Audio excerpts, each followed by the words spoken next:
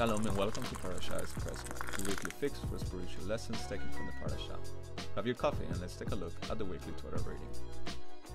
Today we'll be looking at Parashat Metzora, which runs from Leviticus chapter 14 verse 1 to chapter 15 verse 33. Enjoy it and don't forget to give us your feedback on Facebook, Twitter, YouTube or via our website.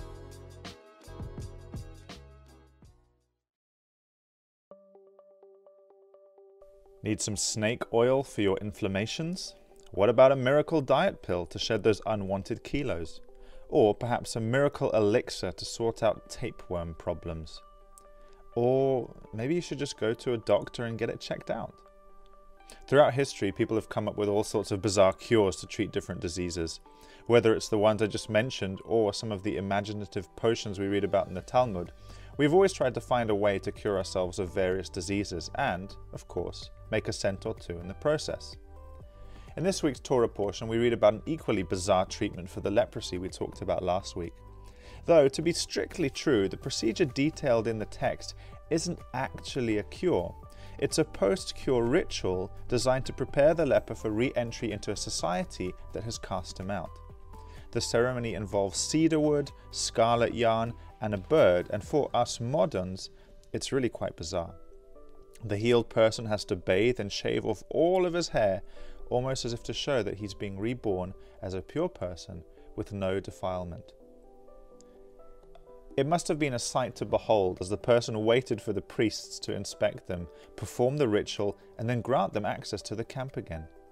The problem is, we have no record whatsoever of anyone ever being healed of these horrible skin diseases. Nowhere in the Tanakh do we read of a leper being healed naturally, apart from Moses' sister Miriam, before the Torah was finished, and the famous case of the Syrian general Naaman, who, by virtue of being a Gentile, wasn't required to perform the ceremony. It surely begs the question, why did God go to such lengths to detail an elaborate ceremony if it was never going to be needed? As usual, we can uncover the answer if we dig a little deeper. Last week we talked about how these skin diseases mentioned in 𝗣𝗿𝗀𝗵 are a symbol for wrongdoing, what the Bible calls sin. We left off last week with the depressing thought that according to the Tanakh, there is no one who is faultless and who's never done any wrong. Spiritually, we are like the leper, cast out and separated from our life source, God. And yet, the ceremony mentioned in this week's portion gives us hope that there is a possibility to be cured from our spiritual leprosy.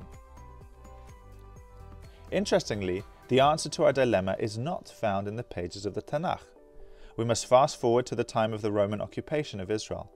An itinerant rabbi is moving through the streets of the small towns of the Galilee when he is approached by a man with just such a skin disease that is outlined in 𝗣𝗿𝗀𝗵. Rather than wanting the rabbi to expound a Torah problem or say a blessing, he asks this rabbi to heal him.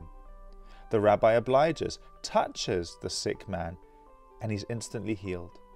Everyone is amazed, but rather than taking the credit, this rabbi instructs the healed man to go to the priests and perform the ritual so that they too might believe. The rabbi, of course, is Yeshua. He identifies with the man by touching his sickness, heals him miraculously, and then tells him to go and fulfill Torah, because he cares for the Kohanim, the priests. Can you imagine the uproar when the man asked the Kohanim to perform a ritual that had never been performed before? Everyone would have been talking about it. And indeed, that's exactly the point. I mentioned earlier that the ritual is not the cure itself. That was to show that the cure was only from God, not through some hocus pocus. But the ritual was to show the healed man and society that God had done something truly wonderful. And yet the healing that Yeshua performed on that man was not just a physical one. It's the same one that he'll perform on us, if we let him. Just as he touched the leper to identify with his disease, Yeshua took on our spiritual leprosy. At his death and resurrection, he defeated our sickness and gave us the possibility to be reborn, just like the leper of this week's portion. He gives us the possibility to be spiritually healed and welcomed back into an intimate relationship with God and with society.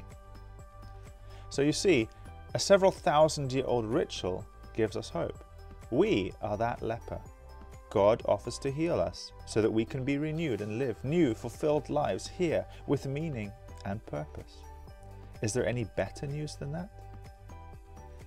Whether you've ever suffered from a common cold or something much more serious, such as cancer, it's not fun to be sick. Being spiritually sick is worse, and God makes it clear that we are all in need of a cure. Not snake oil or a miracle elixir, but simple trust in what the Messiah Yeshua has done. Maybe it's a tough pill for you to swallow, but what if it's true?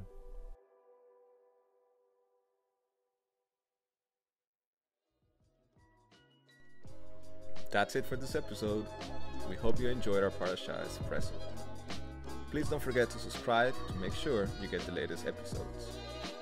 We'd love to hear from you, so please get in touch with us on Facebook, Twitter, YouTube, or via our website at 𝗍𝗴𝗶𝘀𝗵.de.